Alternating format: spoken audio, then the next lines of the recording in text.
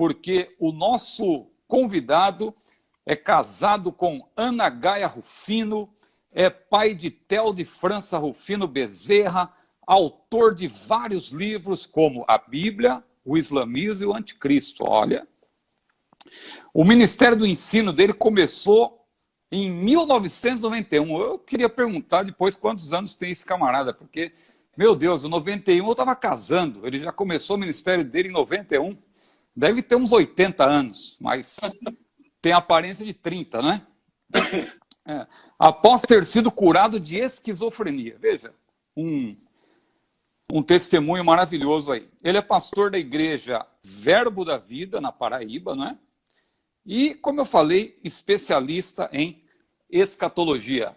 Pastor Natan Rufino, estamos aí, dividindo a tela. Amém. Ó, só corrigindo, eu não sou pastor, tá? Nem da Igreja da Vida, nem de nenhum. Se não é, vamos consagrar nessa live. Vamos fazer uma oração aqui, não é? Porque, veja, o ministério vem antes o ministério que Deus dá, não é? Vem antes da confirmação por parte dos homens, né?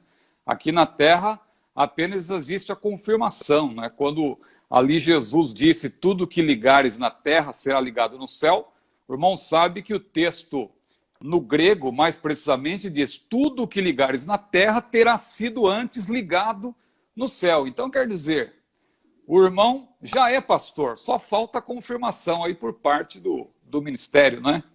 Na verdade, eu já pastoreei algumas vezes, já plantei igrejas também, mas atualmente eu não pastoreio igreja nenhuma, né? E eu trabalho mais como independente, dando aula em seminários, ministrando em conferências, onde eu sou convidado eu participo. É interessante isso, porque esse título de pastor, muitas vezes é um título usado assim, para honrar a pessoa, né? Eu, por exemplo, eu também não tenho. Eu não tenho ministério de pastor, eu já pastoreei também. Veja como nossas histórias se cruzam aí, né? Eu também já pastoreei algumas igrejas em São Paulo, igrejas pequenas, já fui co-pastor aqui no Rio de Janeiro também, mas hoje eu não exerço o ministério pastoral. Mas as pessoas, para honrar, né? Parece que o pastor é o título aí que honra mais, né? Honra melhor, né? Então, o pessoal, às vezes a gente tem um ministério de evangelista ou ligado ao ensino, mas mesmo assim nós somos chamados de pastor. Mas tá bom. Vou chamar o irmão, então, de apóstolo. Tá melhor assim, não?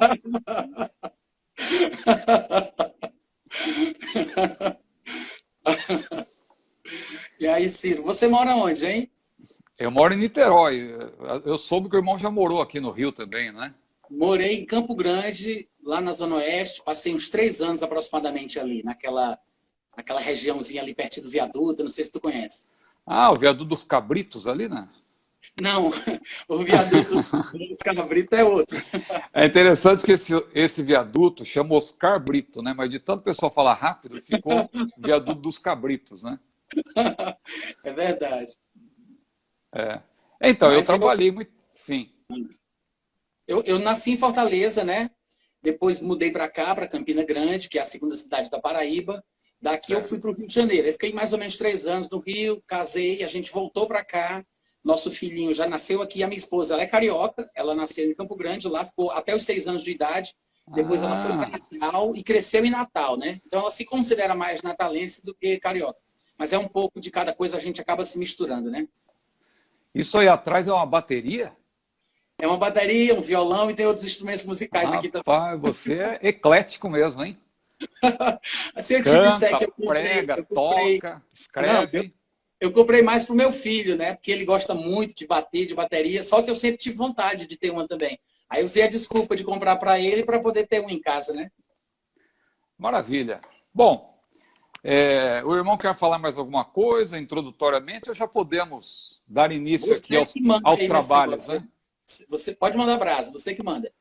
Bom, nós queremos só, tirando essa parte de essa brincadeira inicial, para mostrar que realmente eu e o pastor Natan e eu, nós já, apesar de não nos conhecermos assim presencialmente, né? Nós já temos conversado bastante aí pelas redes sociais e temos trocado muitas ideias, né? Pelo Telegram. E pastor Natan é uma pessoa muito especial, um homem com quem eu tenho aprendido bastante, né? Tenho ouvido os podcasts nas minhas caminhadas. Quando eu caminho, eu gosto muito de ouvir o pastor Natan. Ele fala de vários assuntos, mas como eu falei, ele tem um assunto que ele realmente gosta de falar mais, que é a escatologia. E o livro dele, como eu falei aí, ó, sobre o anticristo. Ele está até escrevendo, está escrevendo um livro novo agora sobre o arrebatamento, não é isso? Ele está nessa bonequinha, né? Já tem 134 páginas, mas se Deus quiser, daqui a uns, sei lá, 20 dias, 30 dias no máximo, eu quero ter terminado ele. 134 no A4 aí, né? Tem 134 já no formato 15 por 23. Ah, 15 por 23. Ah, vai ser Eu já cortei no tamanho maior, né? Para fazer uma... Tipo, para ter uma ideia, né? Assim, de como vai ficar, sabe? Vai ficar bonito, hein? Deus te ouça. É importante esse tipo de trabalho, né? Porque o conhecimento, a Bíblia é a palavra de Deus, o que está na Bíblia não muda, mas a teologia, né? Haja vista John Nelson Darby, né? Que tardiamente, né? E muitos criticam, na verdade, o pré-tribulacionismo, o dispensacionalismo, mas na verdade quem faz isso é porque não sabe que a escatologia realmente foi sistematizada tardiamente. Porque nos primeiros séculos não havia, claro, aquele chamado quiliasmo, o milenarismo ali, né, incipiente, eles criam num milênio literal, mas não havia debates e não houve uma sistematização mais precisa com respeito à tribulação. Havia uma espécie aquele chamado intratribulacionismo, né, e tal, que era uma coisa meio híbrida, porque... Intratribulacionismo iminente, né? Exatamente. Eles criam na iminente volta do Senhor, mas ao mesmo tempo achavam que estavam já passando pela tribulação. Então não houve realmente uma sistematização. Só depois, né? Nos séculos 17, 18 e no 19, especialmente quando o John Nelson Darby fez a sistematização reconhecida até por seus oponentes, né, foi que a coisa ficou um pouco melhor. Lutero e Calvino não tomaram tempo, né, com Apocalipse, por exemplo. Calvino não escreveu nada sobre Apocalipse. Né? Então, quer dizer, mas eu estou aqui divagando. O que eu queria dizer, na verdade, é que quem escreve por último, e sendo um pesquisador como o irmão, vai, na verdade, se valer de tudo aquilo que já foi produzido e vai fazer um trabalho que vai ser aí realmente uma bênção para a igreja, né? Porque eu imagino a quantidade de livros que não tem lido em vários idiomas e tal, e pesquisado, e para apresentar esse livro que vai ser aí. Eu quero ter a honra aí de continuar sendo seu amigo para quando o irmão for lançar esse livro, a gente fazer a apresentação aqui, quem sabe numa live, né? Amém. Obrigado, Ciro. Vai ser um prazer.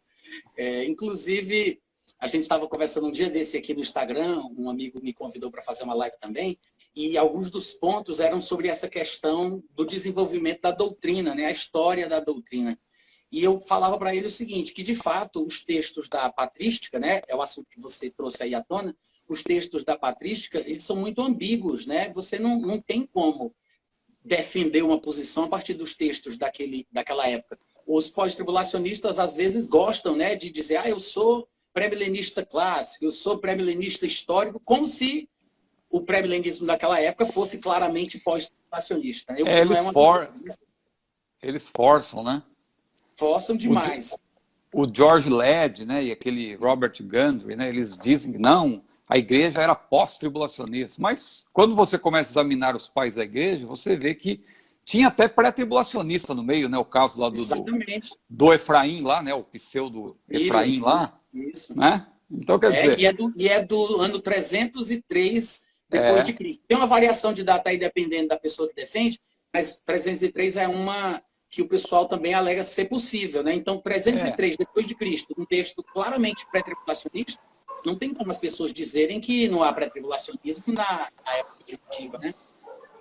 A única coisa que dá para se afirmar realmente é que havia ali um milenarismo, né? O chamado quiliasmo, tal. Eles criam no milênio, literal, mas não havia, de fato, uma sistematização como hoje, né? O pré-tribulacionismo, o mesotribulacionismo, o pós-tribulacionismo. Aí tem também a escola do arrebatamento pré-ira, tudo isso aí que... né? Mas nós aqui, pessoal, nós somos pré-tribulacionistas, certo?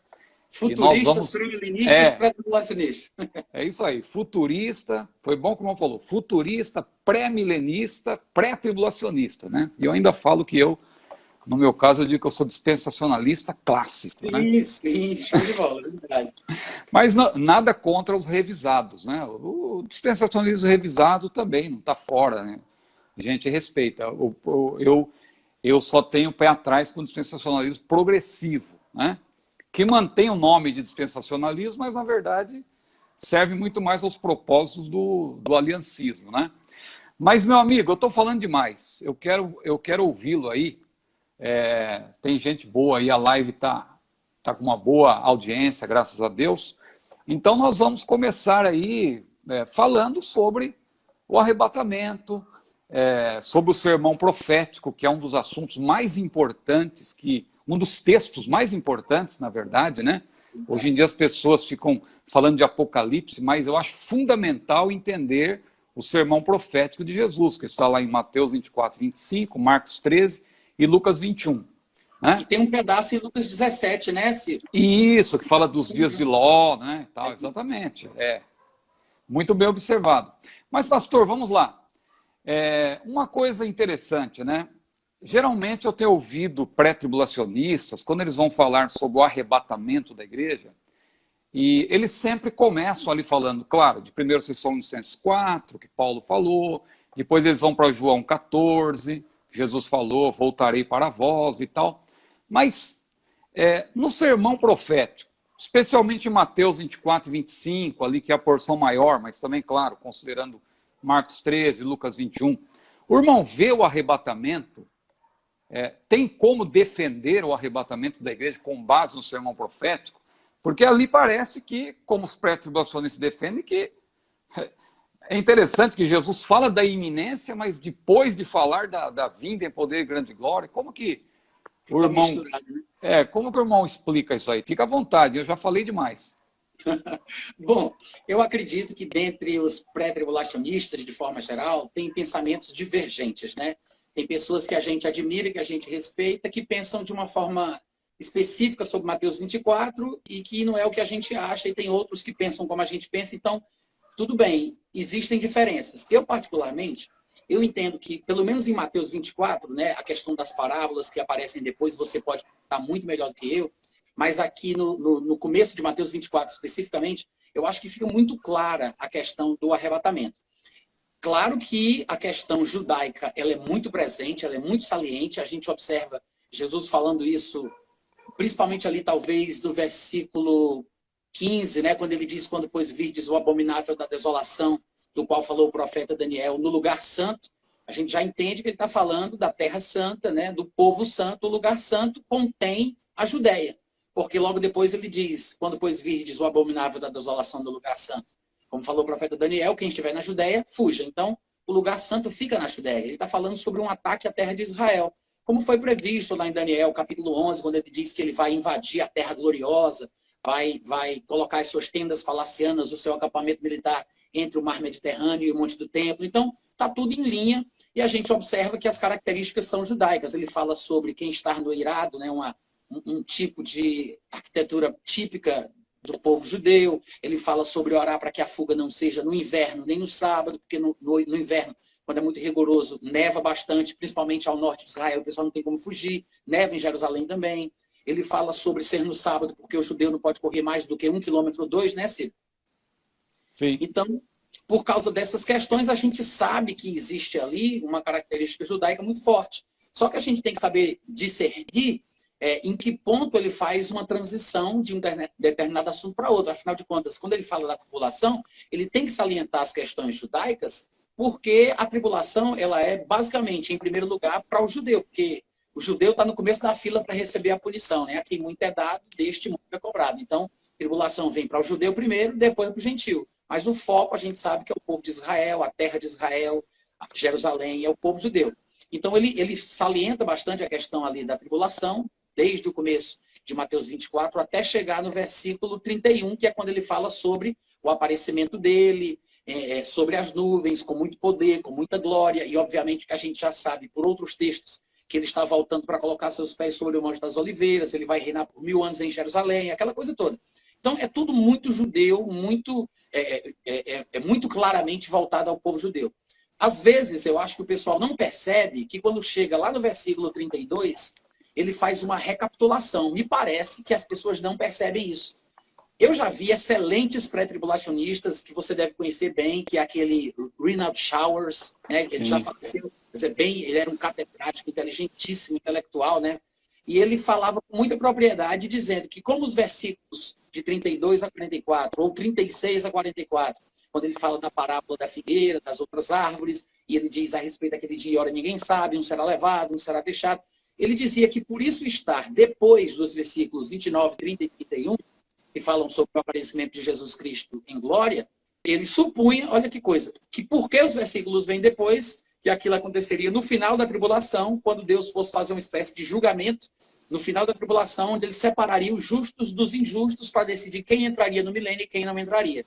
E ele sugeriria ali, né, ele sugeria que quem estava sendo levado eram aqueles que estavam sendo levados para a destruição, e quem estava sendo deixado para receber a bênção que seria entrar no milênio.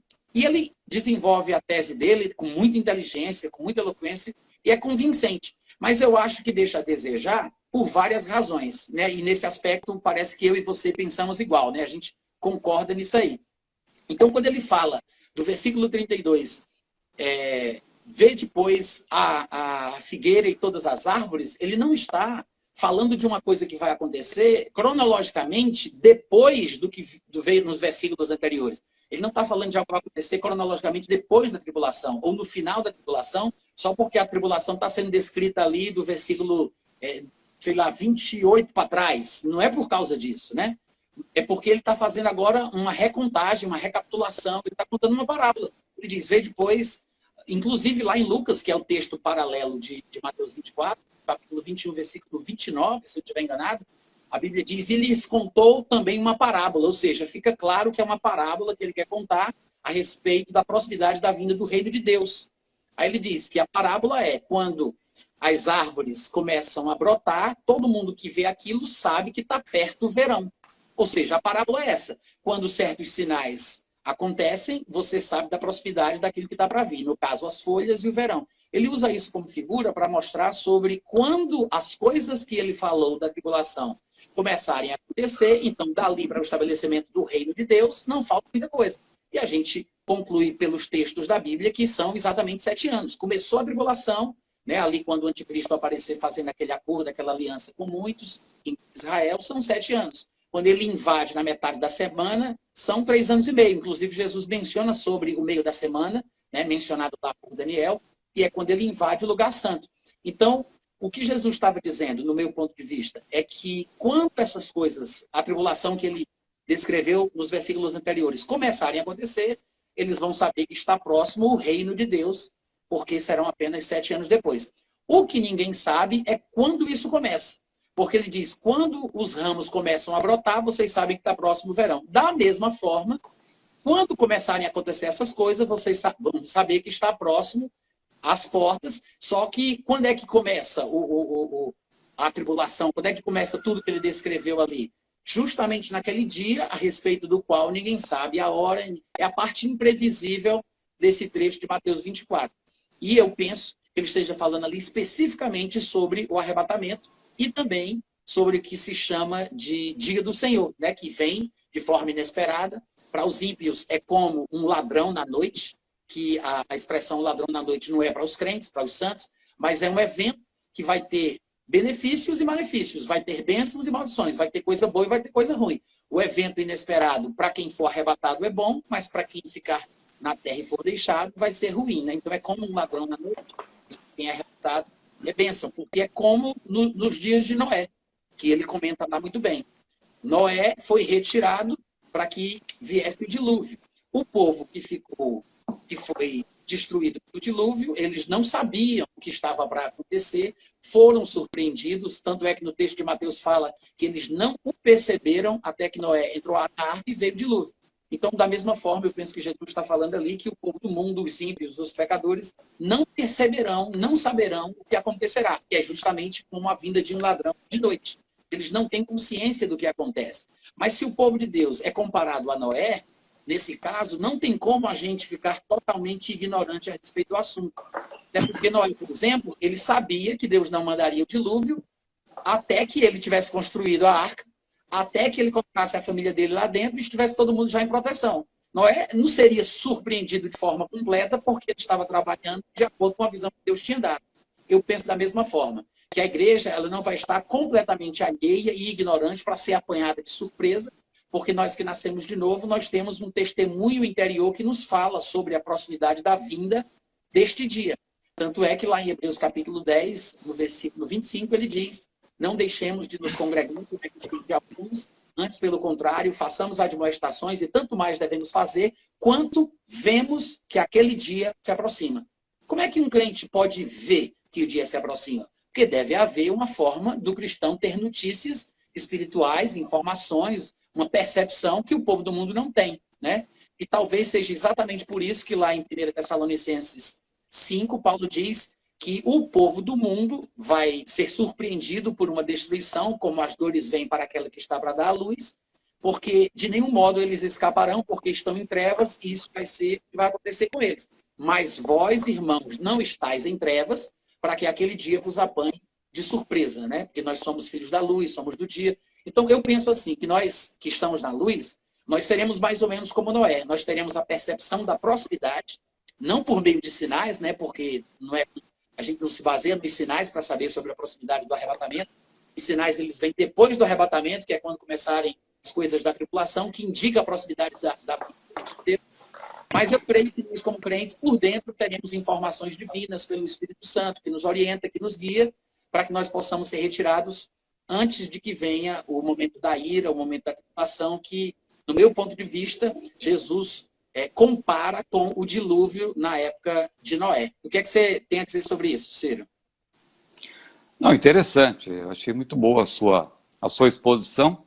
Eu acho que a grande dificuldade que as pessoas têm aí para interpretar o sermão profético é porque elas tentam ver ali uma ordem sequencial e, na verdade, essa ordem, ela não existe assim, do começo ao fim, porque Jesus, ele, na verdade, responde a uma pergunta dos discípulos. E ao responder essa pergunta, considerando que os discípulos eram israelitas, e uma coisa importante, pastor Natan, que eu vi até alguém comentando aí, muita gente pensa que a igreja só começou no dia de Pentecostes. Eu não vejo dessa forma. Eu vejo que a igreja ela foi inaugurada, claro. Eu até uso aquele exemplo de uma empresa que inicia suas atividades, mas depois ela é inaugurada, ou seja, ela torna público, ela se apresenta para o grande público, na verdade, ela começa a se apresentar para o grande público, mas ela já vinha, porque Jesus consumou a obra na cruz, mas ele já iniciou a sua obra. A obra de Jesus está num tripé, digamos assim, não é? Encarnação, morte e ressurreição, não é? Sendo que entre o nascimento e a morte tem um meio que a gente não pode ignorar, né? Até aquele erudito N.T. Wright, que tem alguns posicionamentos que às vezes a gente também vê como eu tenho uma certa preocupação, mas de modo geral, o que ele fala com respeito à importância do meio, né, entre o nascimento e a morte de Jesus, eu acho que é importante. Nós não podemos desprezar os discursos de Jesus, as pregações de Jesus. Por exemplo, o Sermão do Monte, Mateus 5-7, né? O próprio sermão profético, Mateus 24-25, Marcos 3, Lucas 21, o sermão de João 14-16, em que Jesus fala, inclusive do Espírito Santo, quando ele vier, convencerá o mundo e tal. Ele fala da obra do Paráclito, não é? O outro Paráclito, o Consolador. Então, quer dizer, eu vejo assim, se nós dissermos, se nós acreditarmos que o que Jesus falou ali em Mateus 24-25, por exemplo, restringe-se aos judeus e que não tem nada para nós ali e tal, a gente tem que desprezar também o próprio Sermão do Monte, tem que desprezar João 14-16. Então, eu vejo que Jesus ali, ele responde a uma pergunta tripartida, né? Claro, essa pergunta tripartida só é vista em Mateus 24, né? Quando a gente lê Lucas e Marcos, a gente não vê isso, Mas em Mateus 24:3 eu vejo claramente ali quando os discípulos perguntam: Senhor, quando serão essas coisas e que sinal haverá da tua vinda e do fim do mundo? Jesus, então, considerando aquela pergunta deles, tripartida, e eles tinham anseios com respeito a Israel, tanto que momentos antes de Jesus ser assunto aos céus, eles perguntaram de novo: Senhor, restaurarás tu neste tempo o reino a Israel? Eles ainda estavam preocupados com isso. E foi como se Jesus dissesse: olha, vocês estão preocupados com isso? Eu sei, vocês são israelitas, mas agora vocês também são igreja. Vocês estão começando, claro, a igreja, mas vocês são israelitas, claro, mas agora é a igreja. Recebereis a virtude do Espírito Santo que há de vir sobre vós e ser-me-eis testemunhas, tanto em Jerusalém como em toda a Judéia e Samaria e até os confins da terra. Então eu vejo aí, claro, é tênue, né? Tem uma linha aí, mas eu não posso ignorar que, claro, tem muita coisa que aplica-se especificamente a Israel. Quando Jesus explica, é quando ele responde a pergunta. Mas eu vejo que ele foi como se tivesse fechado um parêntese, e ele então retoma o assunto e começa a falar de iminência. A partir do versículo, o irmão citou aí antes, claro, também eu já menciono alguma coisa, mas no versículo 36, ele fala de maneira muito clara sobre a iminência. Daquele dia, ora, ninguém sabe, ele começa a falar e tal. Aí ele diz: vigiai, pois, que não sabeis o dia nem a hora em que há de vir o vosso Senhor. Se o pai de família soubesse que vigília da noite viria o ladrão, vigiaria e não deixaria o ladrão minar a sua casa. É interessante que quando ele cita aquela parte, um será levado, outro será deixado, tem pessoal que até ri, né, de quem defende aquele texto ligado ao arrebatamento. Ah, isso aí, nos dias de Noé, quem que foi levado? Aqueles foram levados pelo dilúvio, não foi Noé. Só que eles se esquecem, o irmão citou muito bem aí no início, Lucas 17, Jesus falou dos dias de Noé e dos dias de Ló. No caso dos dias de Ló, quem foi levado foram aqueles que foram livrados da destruição de Sodoma e Gomorra. Eles foram levados, né? Ou seja, eles foram arrebatados, por assim dizer, para não participar da destruição de Sodoma e Gomorra. Então, eu vejo que Jesus, ele responde a pergunta tripartida, mas depois ele retoma uma certa ordem.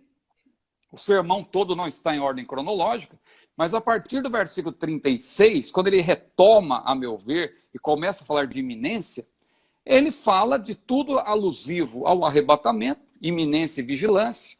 Ele fala lá de Noé, ele fala do ladrão, que pode chegar a qualquer momento e tal. Ele fala depois da parábola das 10 virgens, que muita gente diz que ali é para Israel, mas veja que Jesus começa o capítulo 25 com um conectivo, então, né? Na língua portuguesa com então, mas no grego também acontece. Então, conectando com o que ele tinha falado anteriormente, que era a parábola dos 2 servos, que fala também de vigilância.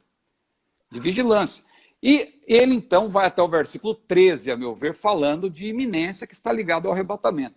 Quando chega no versículo 14, embora ali tenha uma ênfase também para o inferno, porque é uma característica da literatura apocalíptica, que há algumas sinopses, alguns interlúdios, algumas revelações parentéticas, como o próprio livro de Apocalipse, que você está lendo, está falando lá daquela sequência de Apocalipse 19 a 21 e parte do 22, mas dali a pouco Jesus diz: eis que cedo vem. Ora, ele fala de iminência, mas iminência tem a ver com arrebatamento, mas é que isso é comum na literatura apocalíptica.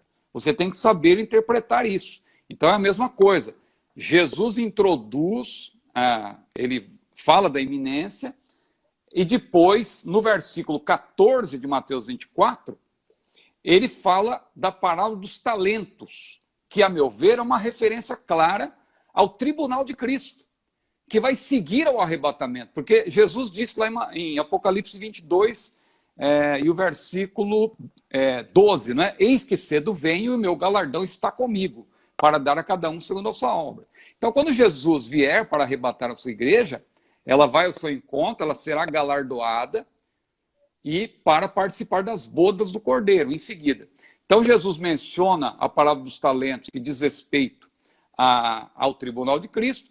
Aí é algo curioso que em seguida ele fala de novo, em Mateus 25 e 31, da sua volta em poder e grande glória, da sua manifestação em poder e grande glória. Ele já tinha mencionado em Mateus 24 e 30, e depois, de novo, ele menciona em Mateus 25 e 31.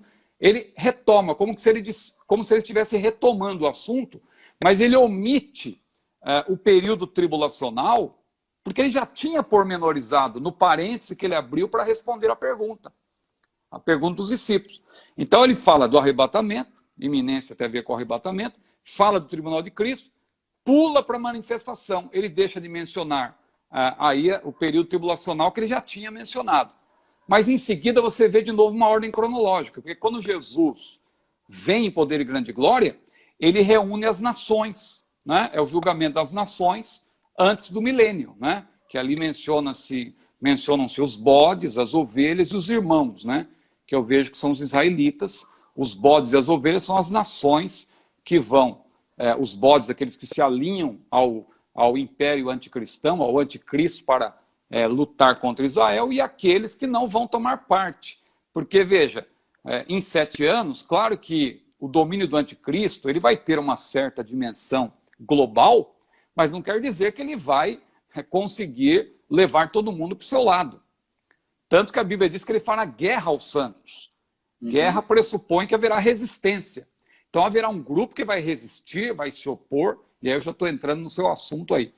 Mas, seu assunto preferido, né, do anticristo. Mas, pastor Natan Rufino, nós estamos aí com uma boa audiência.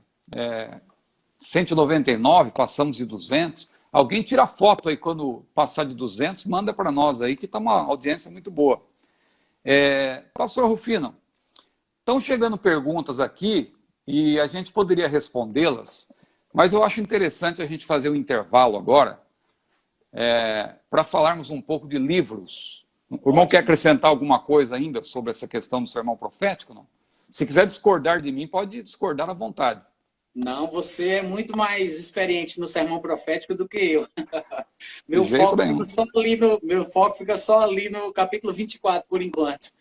Mais tarde que eu vou estudar sobre as parábolas e tudo mais. Mas eu acho que Mateus 24, ele é um texto mal compreendido, realmente. Porque, principalmente... O que eu quis dizer com isso, desculpa te interromper, o que eu quis enfatizar com isso, que eu falei, é que realmente o sermão profético menciona o arrebatamento da igreja. O arrebatamento não está só em João 14, ele está já no sermão profético. É que tem que saber aí, entender essa questão aí, né, que o irmão explicou muito bem, essa questão de que não está em uma ordem sequencial, né, porque, inclusive, embora seja um sermão, faz parte da literatura apocalíptica, é considerado pelos eruditos, juntamente com porções de Daniel, de Zacarias, e também o próprio livro de Apocalipse, o sermão profético é considerado também parte da literatura apocalíptica. Sem dúvida, sem dúvida. O que o pessoal às vezes não entende, eu vi alguém comentando, e isso é muito comum hoje em dia na internet, né? O pessoal pegar aquele trocadilho lá das nossas versões em português, que falam que na época de Noé, o dilúvio veio e levou a todos, aí logo em seguida ele fala que assim também será, um será tomado, levado e um será deixado. Aí o pessoal diz assim, tá vendo aí? Se na época do dilúvio, o dilúvio levou os ímpios, quem é que vai ser levado? Vai ser o justo ou vai ser o ímpio? Não, quem vai ser levado aqui, quando ele diz, estarão 2 na cama, um será levado, outro será deixado, quem vai ser levado é o ímpio. O justo vai ser deixado. Mas eu acho que é um argumento falho, né? Primeiro porque... Não, e tem lá o exemplo de Ló, né? Porque Ló e sua família também foram levados, né? E Jesus falou, como foi nos dias de Ló. Assim Sim. será a vinda do filho. Então, um exemplo que serve para Noé, mas não serve para o caso de Ló. E eu acho engraçado, o pessoal que gosta de usar figuras para fundamentar uma posição. Claro que as figuras lançam luz, mas você se fundamentar em figuras eu acho complicado. Porque, veja, quem diz, por exemplo, que Noé, os pós-tribulacionistas, gostam de dizer que Noé, ele passou pelo dilúvio, né? Ele não foi tirado do dilúvio. O dilúvio veio e ele continuou dentro do dilúvio. Só que ele se esquece que Enoque foi arrebatado antes do dilúvio, né? Então, quer dizer, a melhor figura nesse caso para nós é a de Enoque, não de Noé. Não é? Eu penso diferente. Eu penso que Noé é um excelente exemplo, até porque Não, Noé, ele não também, ficou... não. Eu estou dizendo no caso daqueles que querem desfazer dessa nossa figura clássica, Sim, porque sim. é com base no que Jesus falou. Jesus falou, como foi nos dias de Noé, assim também. É uma figura clássica. A gente não despreza. Mas Ou quem seja, quiser desprezar, a gente apresenta a figura de Enoque, né? Que é e mais forte Noé, ainda. Noé, ele não ficou dentro do dilúvio, ele ficou sobre É, o dilúvio. soube, Né? Ele exatamente. foi elevado, ele foi para cima. Isso aí é totalmente errado. É, Além do, ele.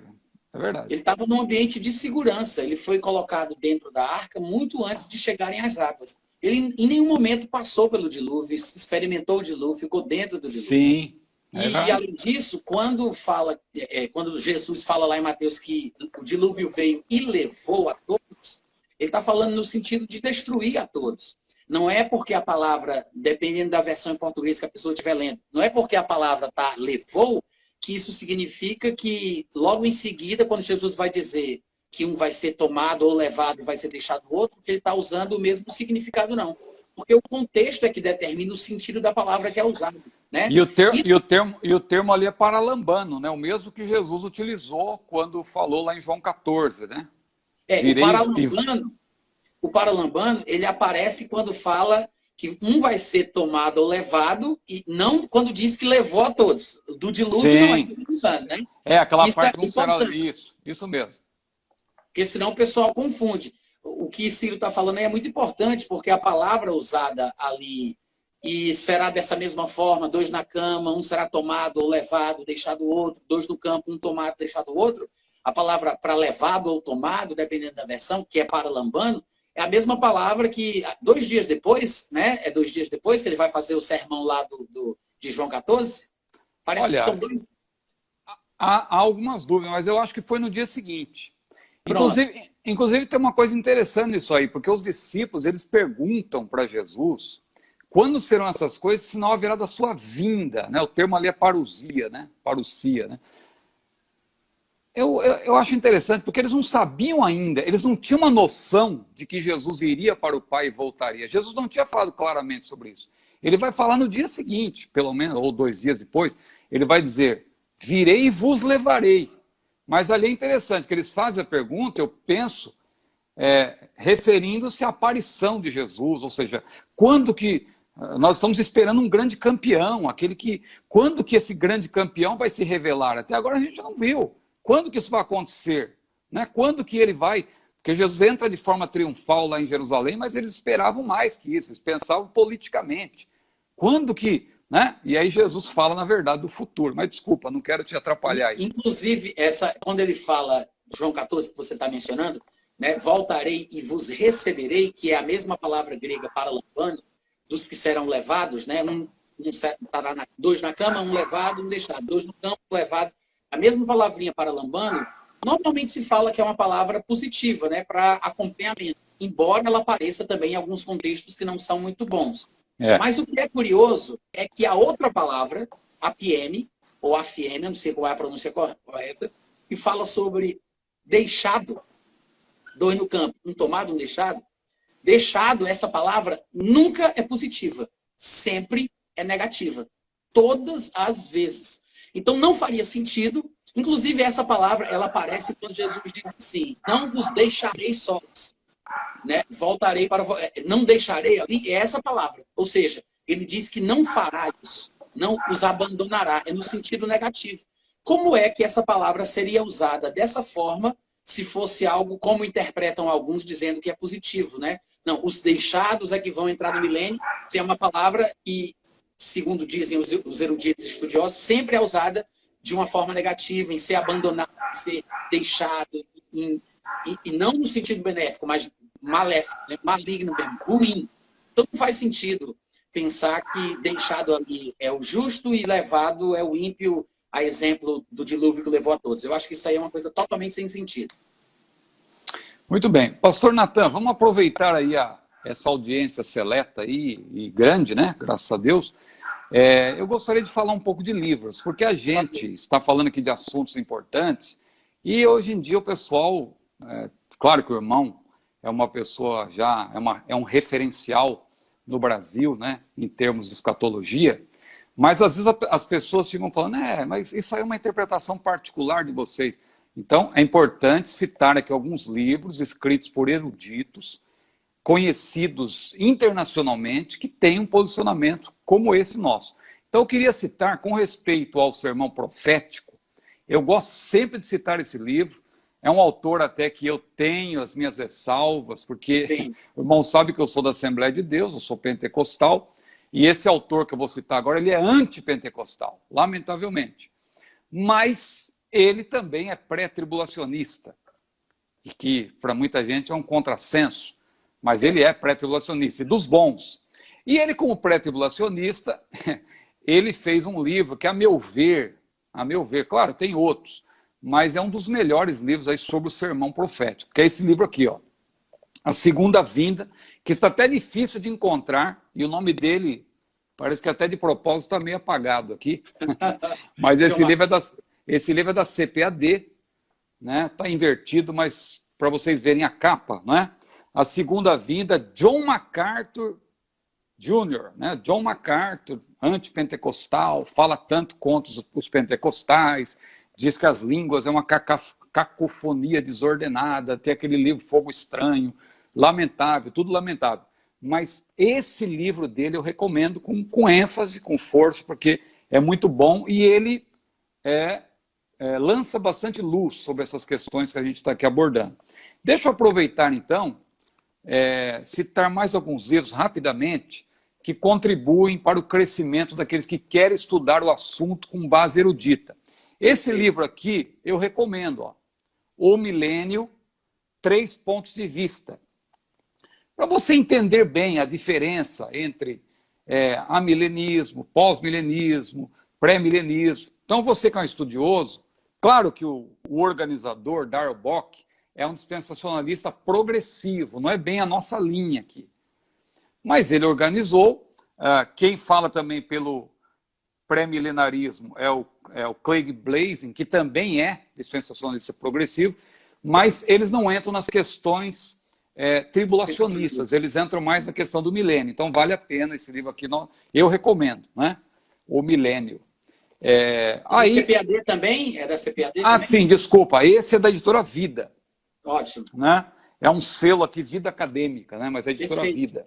Show. Então, deixa eu citar rapidamente só mais alguns, que eu quero também que o irmão fale do seu livro e recomende alguns livros também, que eu sei que o irmão é um grande estudioso e está sempre recomendando livros.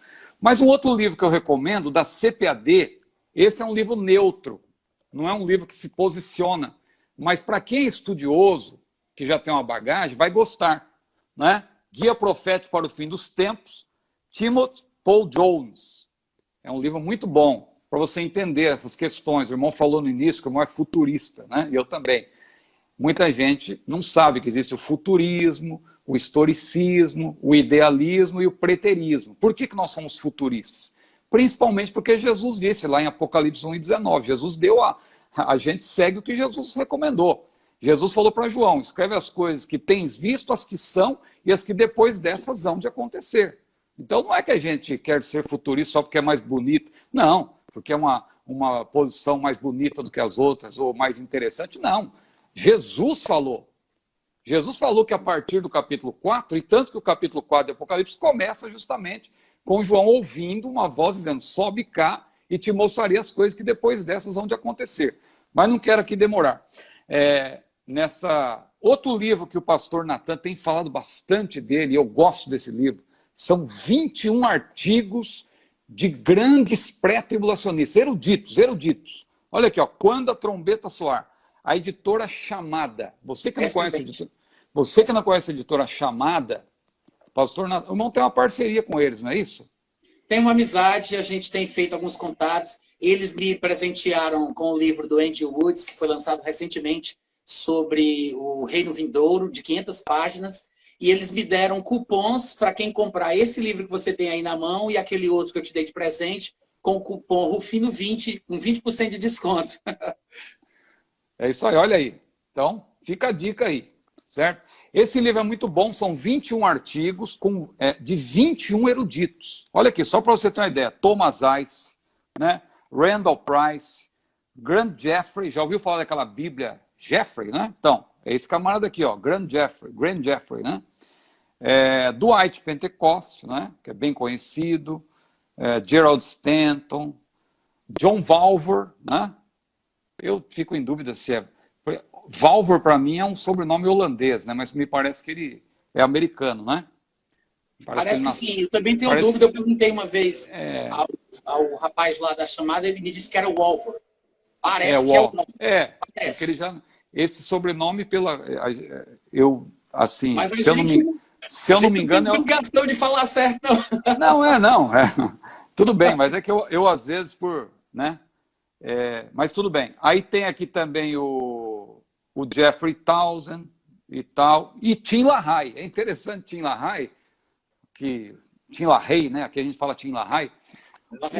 Eu acho interessante dar ênfase para Tim LaHaye, porque Tim LaHaye, muitas vezes, aqueles que fazem estereótipos da posição pré-tribulacionista, dispensacionalista, gostam de dizer que o Tim LaHaye é um autor de ficção, por causa daquela série Deixados para Trás.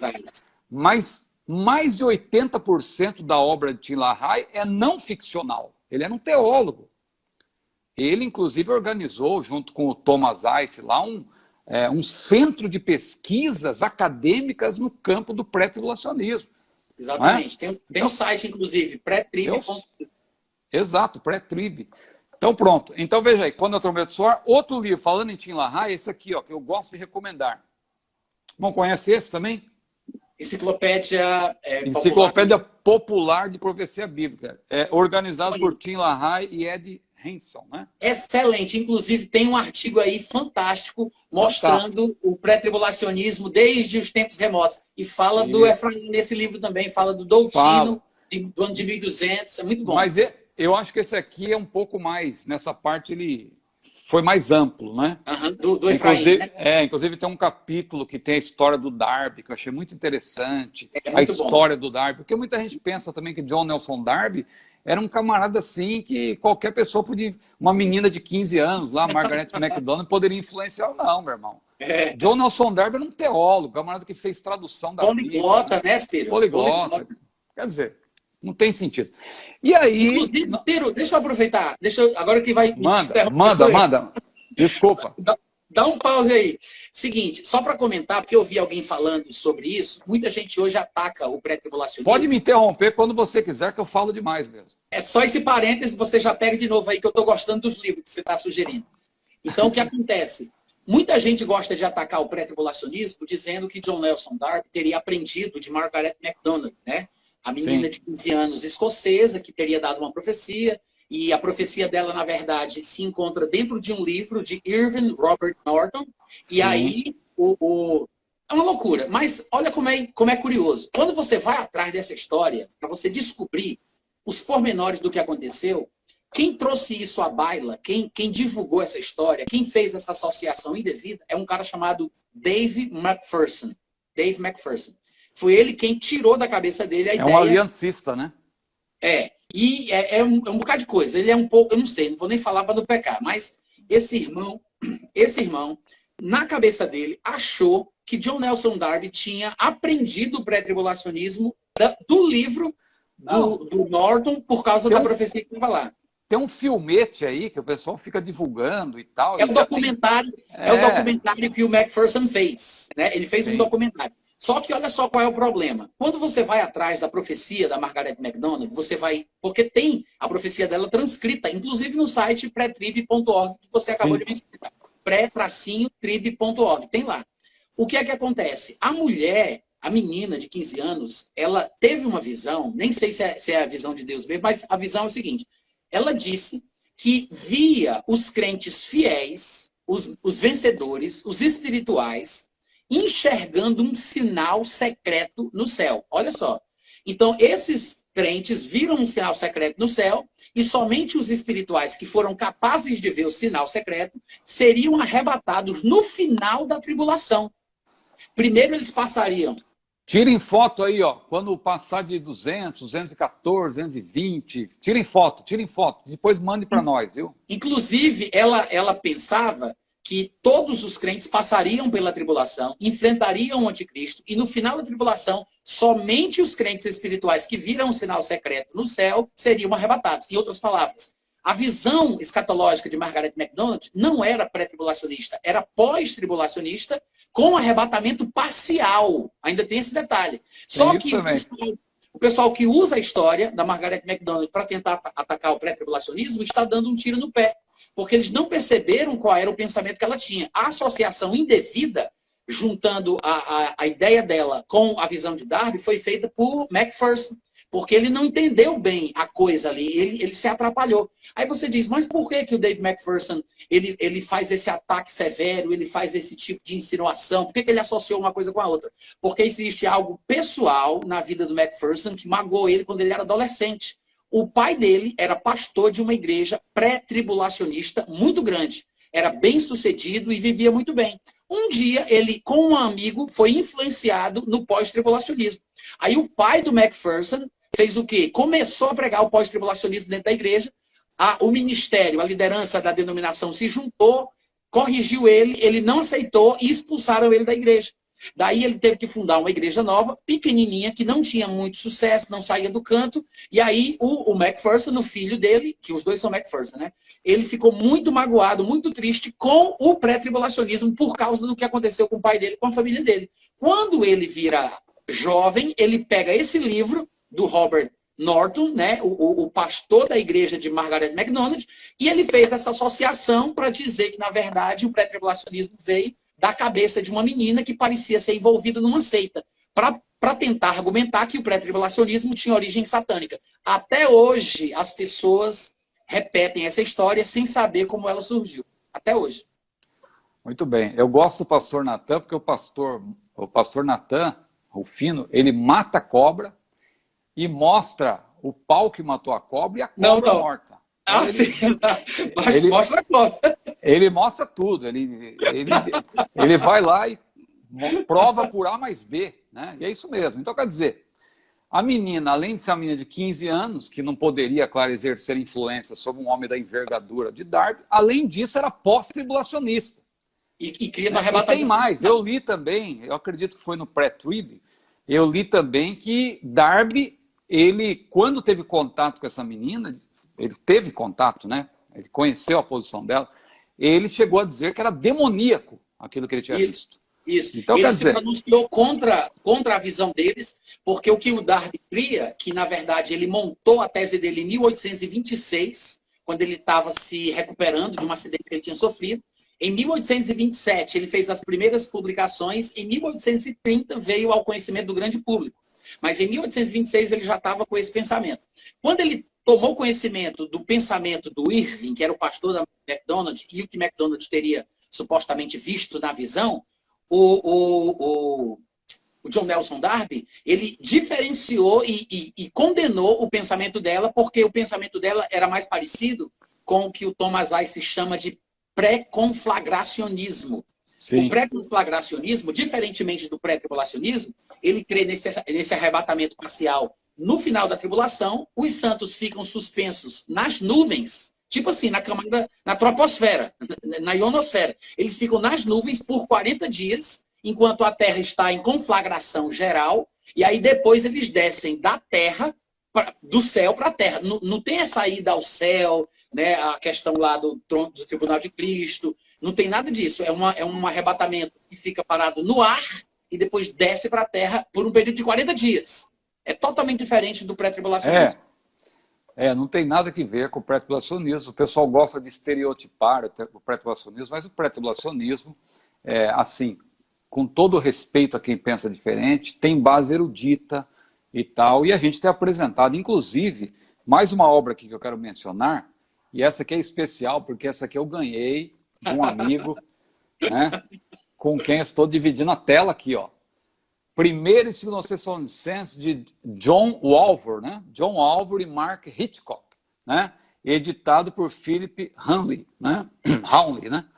Então, também da chamada. Olha aí que o pastor Natan falou que se você usar lá o código que ele tem, você tem um desconto. Depois você se informa. Esse livro aí, e Quando a Trombeta Soar, esses dois. nesses 2 livros, eu acho que quando o Reino Vindouro também, esses 3. Mas esse Sim. aí e o Quando a Trombeta Soar, se você colocar Rufino, meu sobrenome, 20, tudo junto. Rufino 20, ganha 20% de desconto. Tá vendo? Aí, estão falando, bora falar de Bíblia. Estamos falando de Bíblia, minha irmã. Só que a gente está falando de Bíblia com base em livros que ajudam você a entender a Bíblia, viu? Então, estamos falando de Bíblia. É só prestar atenção. Porque tem gente que entra e sai, tem que prestar atenção, tá certo? Observe o que a gente está ensinando. Então, esse é um livro excelente, ó. Primeiro, segundo Tessalonicenses. Aí também, puxando a brasa aqui para minha sardinha, rapidamente, né? Esse livro aqui é um livro bem simples, mas um livro excelente para quem quer aprender Daniel e Apocalipse, começando do zero, que é do mestre Antônio Gilberto. O mundo deve conhecer, pelo menos já ouviu falar do mestre Antônio Gilberto. E para nós assembleianos é um grande referencial, né? Então aqui está, Daniel e Apocalipse, de Antônio Gilberto, vale a pena. Outro erudito assembleiano, Stanley Horton, né? A Vitória Final, esse é um comentário de Apocalipse, um dos melhores. Né? Você quer entender Apocalipse? Leia.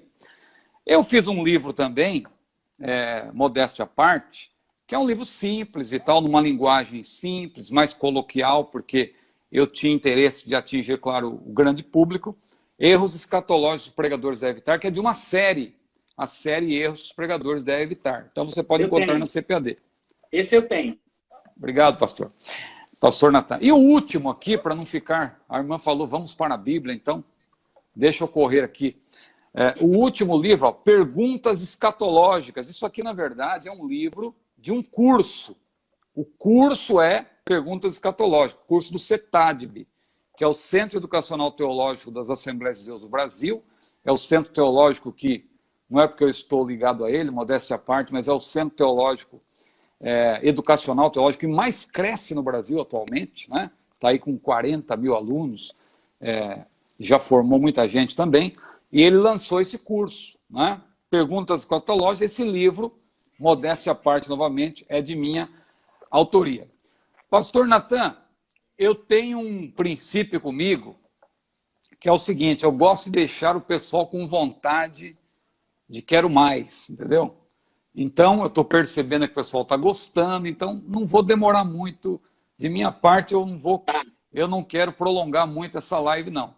Mas eu queria que se o irmão tiver livros para apresentar, fale do seu livro também, e depois nós vamos responder umas perguntas aqui. Se o irmão estiver de acordo, já vamos finalizar também para deixar gravado, um tempo não muito extenso. Sim, tudo bem. E os mais velhos decidem, né? Você é que manda. É verdade, eu não perguntei sua idade, né? Mas você já me falou. 48. Você me falou em off. Não parece, né? Parece que tem menos, né? Eu também. O pessoal olha assim para mim e pensa que eu tenho 20 e poucos. Eu fiz 51 no último dia 16, mas esse cabelo aqui eu herdei da minha mãe, né? Então não tem cabelo branco e quem olha assim pensa que eu sou mais novo, né? E tal. Mas é importante manter, né, a jovialidade. Mas o irmão aparenta também ter 20 e poucos aí. Eu estranhei, sinceramente, quando eu vi lá que o irmão tinha começado o ministério em 91, falei assim, meu Deus, esse homem deve ter aí mais de 80 anos, né? Mas é brincadeira, porque eu também comecei a pregar muito novo. Em 88 eu já pregava, né? Mas eu vim a casar em 91. Mas tá bom, vamos lá. Fala aí do seu livro, eu queria muito ouvir sobre seu livro e sobre as dicas também. Tá. E depois a gente responde umas perguntas e já vamos caminhando aí para a conclusão. Bom, meus livros estão lá no meu site, né, natanrufino.com.br. Quem for lá vai encontrar. Tem livros meus, livros de outros autores também. Mas são diversos assuntos diferentes, tá, gente? É muita coisa. Então vocês olham lá, procurem. Não, pode mencionar aí, rapaz. Tá, tem sobre fé, tem sobre tudo, né? E da área da escatologia tem esse aqui. É a Bíblia, o Islamismo e o Anticristo. E tem esse é bom, hein? Que não está publicado ainda, né? Mas vai chegar em breve, se Deus quiser. Se o irmão topar, a gente faz uma live para lançar esse livro aqui, né? Sei que o irmão é muito requisitado. Não, que é isso, Ciro. Vai ser um prazer. Para mim é uma alegria. Eu agradeço. Mas vai lá, continua, pode ir. Tem mais livro aí? Ah, sim. Não, tem mas o pessoal vai lá no site e vê lá, tem tudo lá, né? natanrufino.com.br, não tem como errar, não. Coloca no Google, Natan Rufino, aparece meu site, é a primeira coisa que aparece. Tem meu canal do YouTube também, tem tudo isso aí. Mas quem estiver interessado em livros, vai lá no meu site que você vai encontrar todos os meus livros à venda, tá? Muito bem. Olha, vamos fazer o seguinte, então. Chegaram algumas perguntas aqui, ó. Ah, Vamos ver se a gente consegue selecionar alguma aqui, ó. Sobre o sermão profético que o irmão falou, não é? ah. Deixa eu ver aqui. Não sei. Essa pergunta aqui, não sei se é interessante, ó. Pastor, qual certo com base na parábola se preparar ou perseverar até o fim? Quer Você responder responde. essa aí? Não, é você, essa é sua. Não, eu não sei se eu entendi a pergunta, né? Qual certo com base na parábola? Qual parábola, né? Eu não Aham. entendi aí qual é a parábola. Se ele está falando da parábola das 10 virgens, porque tem várias parábolas. No sermão profético você tem várias parábolas, né? Mas o certo que a gente pode falar, nós que somos pré-tribulacionistas e cremos que o arrebatamento é iminente, e o irmão foi claro quando o irmão disse aí uma coisa muito importante, que às vezes passa desapercebido. Numa live como essa, às vezes a pessoa não se concentra, que ela fica lendo os comentários e não sei o quê. Eu não sei se todos perceberam. Eu estava atento, que eu estava aprendendo aqui com o irmão, e eu vi quando o irmão falou uma coisa muito importante, que o irmão falou que o sinal, na verdade, né, alguma coisa mais ou menos nesse Isso, sentido, isso. o sinal não está atrelado ao arrebatamento, porque o arrebatamento é iminente. O sinal, claro, existem os sinais, né, dos últimos. O irmão quer comentar um pouco sobre isso? Não? Porque aí tem a ver com a pergunta, ó, qual certo da base... Eu digo direto, o certo é você estar preparado, porque o arrebatamento é iminente, não tem sinal. Jesus foi claro a dizer, 2 estarão no campo, um será tomado, será deixado. 2 estarão numa cama, um será levado, outro será deixado. 2 estarão moendo no moinho. Ou seja, o que Jesus quis dizer com isso? Que o arrebatamento vai acontecer num dia normal. Aham. Não precisa acontecer nada especial antes para ele voltar, para acontecer o arrebatamento, como muita gente fica pensando. Inclusive, é exatamente o que Jesus fala, né? Para dar uma ideia de Sim. que é um dia normal. Ele diz: estarão como nos dias de Noé, comendo, bebendo, casando. É um Isso. dia normal, né? É exatamente isso aí. Eu acho que ele misturou porque ele está querendo saber se é iminente e é sem aviso ou se a pessoa tem que perseverar até o fim porque supõe que pode estar dentro da tribulação. É, E se ele dissesse qual era a parábola, deixaria mais claro para a gente entender. Agora, nós temos que perseverar até o fim e ao mesmo tempo, e isso já pressupõe que devemos estar preparados, né?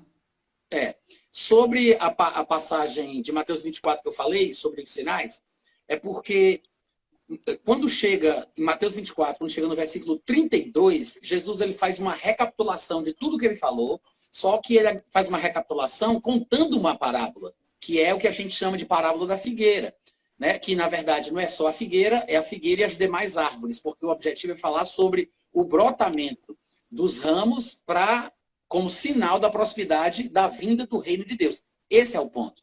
Então, os sinais, eles estão, na verdade, dentro do período da tribulação. Estes são os sinais. Ou seja, quando o anticristo fizer um acordo, né, esse é um sinal. Quando o anticristo invadir a Judéia, este é outro sinal. Estes são os sinais dos quais Jesus Cristo está falando ali. Quando vocês verem estas coisas, vocês sabem que está próximo para o estabelecimento do reino de Deus. Não há sinal para o dia a respeito do qual ninguém sabe a hora, que é o dia do arrebatamento e o pontapé inicial para o início da tribulação, né? Porque o dia do Senhor, ele vai ser um período em que a ira de Deus vai se manifestar durante a tribulação, mas também ele é iniciado pelo arrebatamento. Então, primeiro tem o arrebatamento, em seguida vem o anticristo, faz o acordo, começa a tribulação, entra no milênio, que também é chamado de dia do Senhor também, né? Faz parte do dia do Senhor também. Muito bem. Essa pergunta aí, ó. Ah. Por onde começar a estudar escatologia? Eu acho que aquele livro que você indicou é um excelente material, né? Porque o Qual pessoal é às vezes quer estudar sozinho, mas você disse que tinha um livro básico aí que era importantíssimo, né? Muito bom. Para quem Você não fala sabe de nada, qual? começar O do da zero. trombeta ou... Não, Olha, não. Esse é muito é, complicado. eu É um que acho o você, seguinte. é um que Eu você acho o sugeriu. seguinte. eu acho o seguinte, como eu sou pré-tribulacionista, eu não recomendo que a pessoa comece por isso aqui, ó. Porque esse aqui, na verdade, pode confundir, porque a pessoa vai ter todas as visões e ele não é dogmático. Uhum. Eu acho o seguinte, que como eu defendo o pré-tribulacionismo como verdadeiro biblicamente, claro, eu quero mostrar que o pré-tribulacionismo é bíblico. Então, se eu quiser realmente mostrar isso, eu não vou indicar esse livro primeiro. Esse livro é para quem já estuda e quer comparar as escolas. Agora, se eu fosse recomendar um livro para quem quer começar, eu indicaria esses dois aqui, ó. O irmão tem que recomendado esse. Claro, esse aqui já é um pouco mais acadêmico. Esse é mais acadêmico, né? É muito complexo, mas esse aqui também. É ruim? Na verdade, escatologia, o que acontece, pastor Natan? Deixa eu aproveitar e fazer um comentário aqui. Não é por acaso que, em teologia sistemática, a gente estuda escatologia por último. Não é? Hoje em dia, o que acontece? O pessoal já quer começar a estudar escatologia antes de ter uma boa base em todas as outras matérias teológicas. Então, você vê que a pessoa tem dificuldade até para perguntar. Ela faz uma pergunta que você percebe que ela está por fora, digamos assim. Então, eu indico esses livros, mas assim, já tendo em mente que a pessoa tem alguma base. Mas realmente, a pessoa que não tem uma base e está começando do zero, digamos assim, fica até difícil a gente indicar um livro. Mas o irmão estava se referindo a qual? Desculpa. É um livro que você disse assim, você disse assim, Ciro, para quem não conhece nada e quiser começar do zero, esse aqui é o livro que eu indico. É um livro da CPAD, se eu não estiver enganado. Você então, falou assim, para quem não conhece nada... Então deve ser esse, porque esse aqui ele explica bem. Ele explica bem e Agora, tal. Esse que você tem da chamada, o 1ª e 2ª Tessalonicenses, é maravilhoso. Linguagem popular, direta, sem arrudeio, sem preciosismos teológicos. Muito, muito, muito, muito bom mesmo. E ele defende o pré-tribulacionismo de forma magistral, assim. Excelente. É verdade. O bom realmente a pessoa... Não estou conseguindo... Deixa eu ver se... O bom é a pessoa realmente não parar nunca de ler. Começa a ler, lê um livro, lê outro. Não pode começar por Apocalipse, né? A pessoa vai começar por Apocalipse. Exatamente. Não deve ter medo de Apocalipse, mas também tem que ter cuidado. Agora, sigam o pastor Natan. Se você quiser aprender, vá lá no seu YouTube, né? Ele tem lá o Natan Rufino também, não é?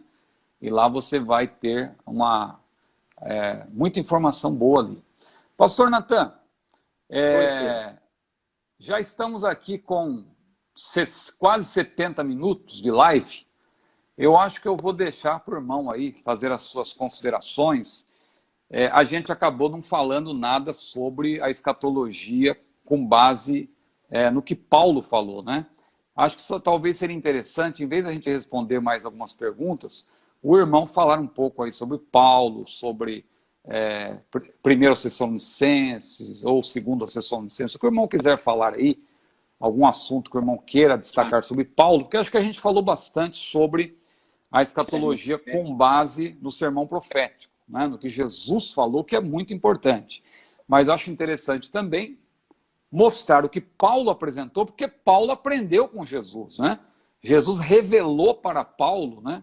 O arrebatamento, inclusive, é uma doutrina neotestamentária. Os profetas não falaram, os profetas falaram da segunda vinda. Mas quem fala do arrebatamento de maneira pormenorizada é Paulo, não é? Exatamente, exatamente. Eu sempre digo que Paulo ele é o único escritor do Novo Testamento que fala do arrebatamento de forma consciente, né? Eu não estou conseguindo tirar. Nós temos o registro do ensino do arrebatamento em Mateus, mas o Evangelho de Mateus ele foi escrito, inclusive, depois das cartas de Paulo, né? Embora Jesus tenha falado sobre isso, não fica tão claro quanto vai ficar nos textos de Paulo. Porque Paulo parece ter sido escolhido por Deus para falar sobre certos assuntos dos quais ninguém falaria. Você vê, Jesus aparece a Paulo e ele diz para ele diz exatamente isso em Atos, capítulo 26, a partir do versículo 16 em diante. Ele diz, eu te apareci para te constituir como ministro e testemunha tanto das coisas em que me vistes, como daquelas pelas quais te aparecerei ainda. Jesus já mostra aí que as características do ministério de Paulo são muito diferentes. Ele vai receber destas aparições pessoais de Jesus as coisas sobre as quais ele tem que falar. Lá em Gálatas 1, 11 e 12, ele diz: faço-vos, porém, saber, irmãos, que o evangelho por mim anunciado não é segundo o homem, porque não o recebi, nem o aprendi de homem algum, mas mediante a revelação de nosso Senhor Jesus Cristo. Ou seja, o que Paulo falava, falava com base nessas revelações que Jesus trazia para ele. Até sobre a ceia, a gente, quando vai celebrar a ceia das nossas igrejas, a gente usa um texto de Paulo, que nem estava lá, né? Na noite que ele foi traído, ele tomou o pão, que ele deu graças. Por que a gente usa o texto de Paulo? Porque Paulo diz em 1 Coríntios 11, 23, que vos entreguei o que recebi do Senhor. Ou seja, Paulo, ele tem revelações pessoais de Jesus que nenhum dos outros teve. Tanto é que o próprio Pedro, que andava pessoalmente com Jesus, lia os textos de Paulo, né? Ele lia tudo que Paulo escrevia, parece que ele considerava a sabedoria que Deus havia concedido a Paulo como digna de ser estudada. Então, Paulo, ele é um diferencial. Eu acredito que não é por acaso que ele escreveu praticamente 2/3 dos livros do Novo Testamento, né? Que ele tem essa influência marcante. E, embora eu diga assim que Pedro era uma referência para a igreja primitiva, Paulo era uma referência para as referências, né? Porque Pedro ouvia Paulo, lia o que Paulo escrevia. E a razão dessa influência grande de Paulo e esse marco na vida dele, no ministério dele, é porque ele recebeu revelações de Jesus pessoal. Jesus aparece a Paulo depois de ressuscitado, sem aquelas barreiras e complicações sociais e culturais, coisas que Jesus não podia falar para os discípulos, porque ele sabia que o pessoal não ia entender. Jesus reservava para quando o Espírito Santo viesse e guiasse os seus discípulos na verdade, porque eles não podiam suportar o que Jesus tinha para dizer. Então, essas limitações que Jesus teve quando andava com os discípulos na terra, ele não teve com Paulo. Ele aparece a Paulo, já depois de ressuscitado, já quando o Espírito Santo tinha sido dado aos homens, e fala para ele de forma aberta, de forma direta, trazendo coisas que nenhum dos outros tinha recebido. É por isso que o arrebatamento no ministério de Paulo, nas cartas de Paulo, são importantes, porque pelo linguajar que Paulo usa para falar do arrebatamento, a gente percebe que segue o mesmo padrão, ou seja, de revelações pessoais de Jesus. Porque nos 2 textos que Paulo fala do arrebatamento, que são 1 Coríntios 15 e 1 Tessalonicenses 4, nos 2 ele coloca uma expressão que mostra que a informação que ele tem do arrebatamento não se conhece, não se consegue na Bíblia da época deles, que a gente chama de Antigo Testamento. Não estava nos textos do Antigo. Tanto é que ele diz: eis que vos digo um mistério. E aí fala do arrebatamento. É um mistério que foi revelado para ele por Jesus. E quando chega em 1 Tessalonicenses 4, ele diz: vos declaramos por palavra do Senhor. Muita gente pensa, inclusive algumas pessoas que eu admiro, que eu sigo, que eu leio, muita gente pensa que essa expressão, vos declaramos por palavra do Senhor, é Paulo fazendo referência aos ensinamentos de Jesus quando ele estava na terra.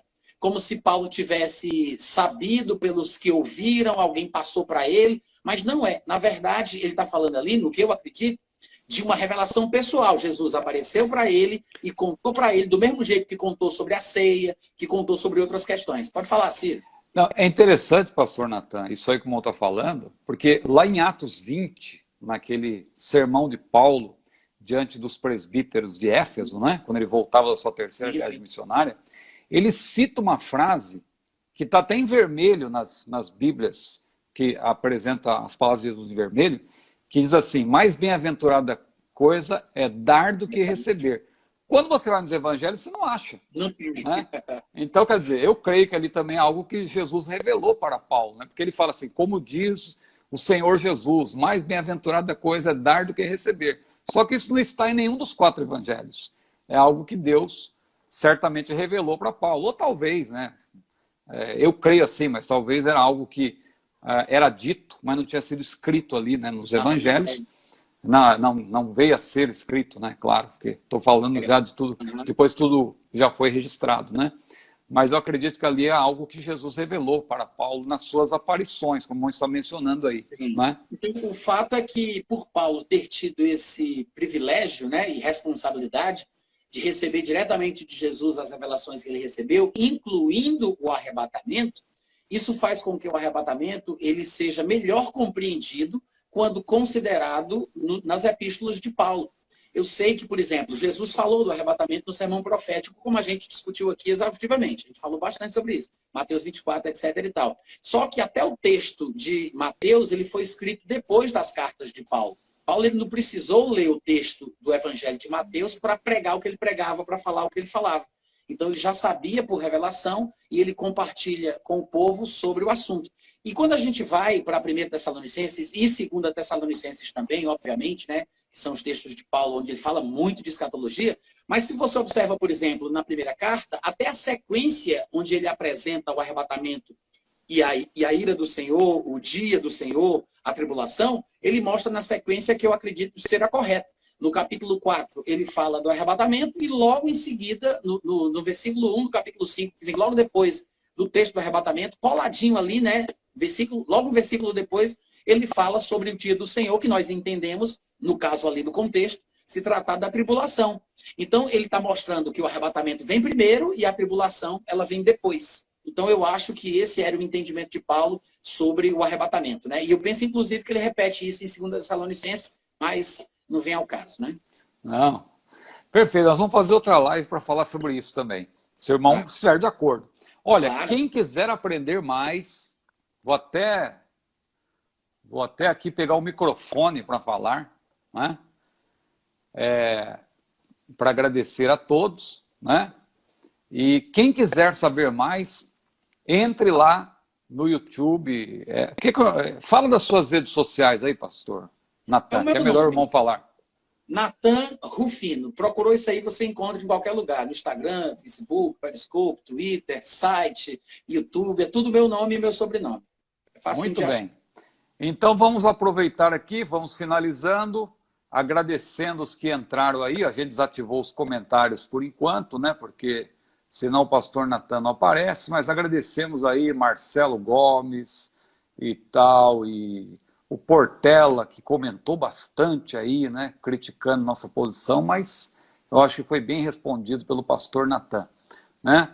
Gilberto Duarte, Renato, Francisco, muita gente, só alguns aqui estão citando, representando essa grande multidão. O irmão Portela comentou bastante, hein? Acho que ele não prestou muita atenção, uma pena.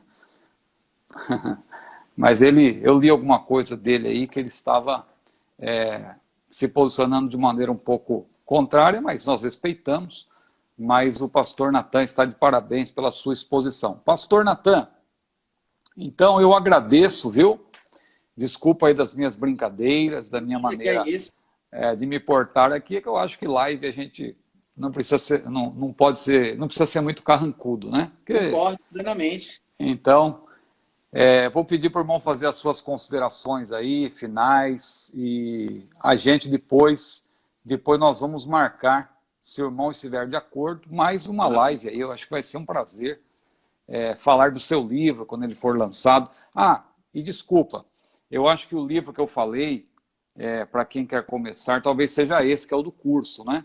Esse livro aqui, realmente, ele se aplica para quem quer aprender escatologia do zero. Perguntas escatológicas é um curso de 2 meses. Não é um livro, é um curso. Então, quem desejar, www.cetadeb.com.br ou fale por DM aqui com Cetadeb, né? Aqui mesmo no YouTube ou no Insta, né? Você pode encontrar lá, tá bom? Siga o pastor Natan Rufino. Você viu, é fácil. Natan Rufino. Natan Rufino, não tem o que errar. Tudo junto, Natan Rufino, com N no começo. Aliás, Natan é um palíndromo, né? Então, de trás para frente, de frente para trás é Natan. Natan Rufino, mas tudo junto você encontra.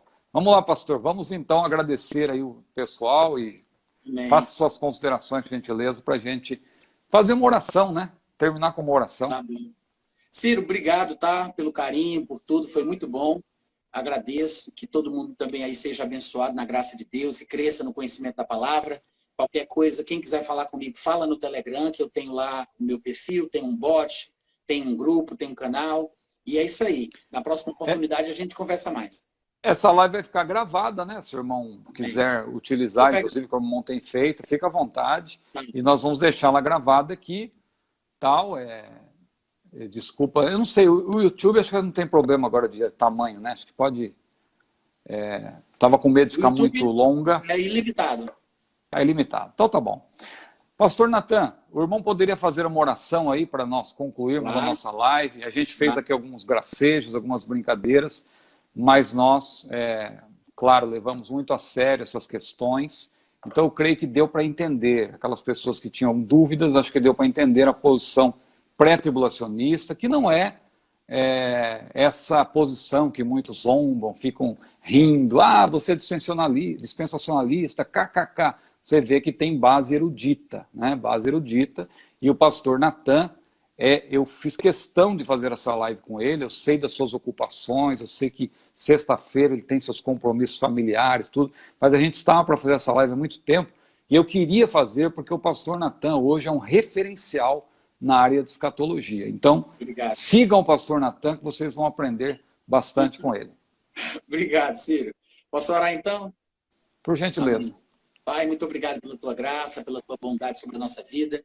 Em nome de Jesus, tu concedas sabedoria, revelação ao coração de cada um, que nós possamos transbordar da forte convicção do entendimento daquilo que tu queres para cada um de nós, em nome de Jesus Cristo. Amém. Amém. Que a graça do Senhor Jesus, o amor de Deus e a comunhão do Espírito Santo seja com todos, desde agora e para sempre. Amém. Amém. Pastor Natan, muito grato, viu? Desculpa, obrigado. Vai me desculpando de alguma coisa aí. Não, foi ótimo, adorei. Estamos juntos e conta comigo para aquilo que o irmão precisar, obrigado, tá bom? Ciro. Não tenho Amém, muito obrigado. A oferecer, mas no que eu puder ajudar, conta comigo. Deus abençoe, viu? Tá, manda obrigado, a paz aí para a irmã amém. Ana Gaia e Tá para bom. o Theo, né? Tá certo? É isso. Obrigado. Vamos ver se o Theo um dia conhece também a Júlia aí, minha filha, né? Quem sabe a gente pode negociar os dotes, alguma coisa assim. Tá bom, Deus Ciro. abençoe. Amém, obrigado, viu? Um abraço. Amém. Deus abençoe.